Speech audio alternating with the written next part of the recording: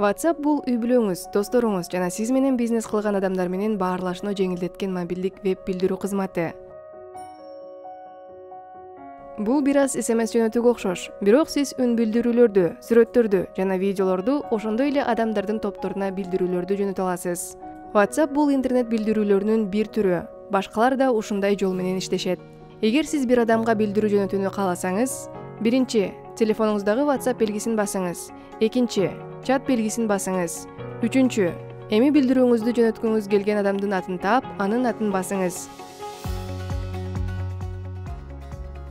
Төртүнчү текст кабарын киргизип, жөнөтүү баскычын басыңыз. Бешинчи ошондой эле камера сүрөтчүсүн басуу менен сүрөт жөнөтө аласыз.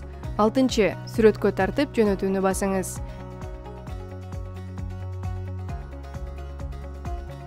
Жетинчи сиз буга чейин тартылган сүрөттөрдү же башка нерселерди, мисалы, видеоклиптер жана музыкалык файлдарды төйнө сүрөтчөсүн басып кошо аласыз.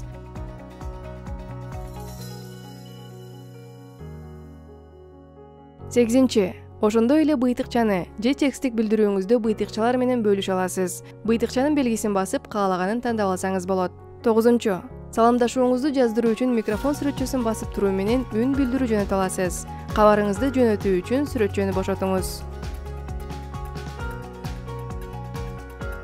Эгер сиз билдирүүңүздү бир нече адамга жөнөткүңүз келсе, бир эле сүйлөшүүгө бир нече адам катыша турган топтук чатты орното аласыз. Биринчи WhatsApp белгисин басыңыз. Экинчи чат белгисин басыңыз. Үчүнчү жаңы топ белгисин басыңыз. Төртүнчү топко кошкуңуз келген адамдардын атын табыңыз. Алардын бардык аттарын белгилеп, андан кийин жебени басыңыз.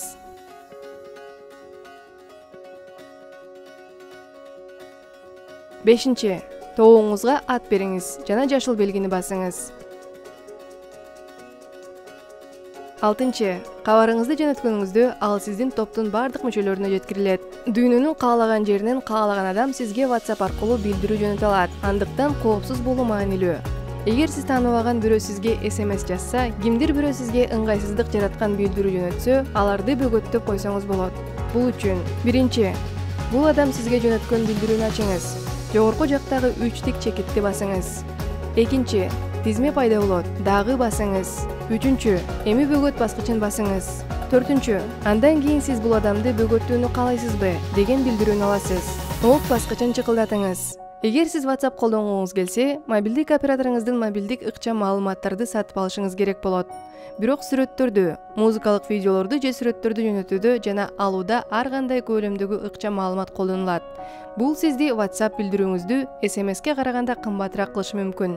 Сүрөттөр, видеолор жана музыкалык видеолору бар билдирүүлөрдү алууда телефонуңузда көп орун ээлиши мүмкүн. Мунун алдын алуу үчүн сиз WhatsApp'ты ачыңыз. Жогорку жактагы 3 вертикалдуу чекитти басыңыз. Орнотууларды, андан кийин мобилдик ыкчам маалыматын колдонууну басыңыз. Автоматтык медиа жүктөөлөр бөлүмүндө сиз автоматтык жүктөө үчүн 3 жолду көрө аласыз.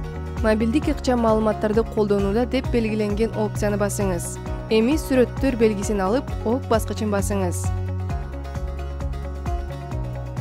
Мобилдик интернет дүйнө жүзүндө адамдар үчүн байланышты жеңилдетет. Эмне үчүн аракет кылып көрбөйсүз?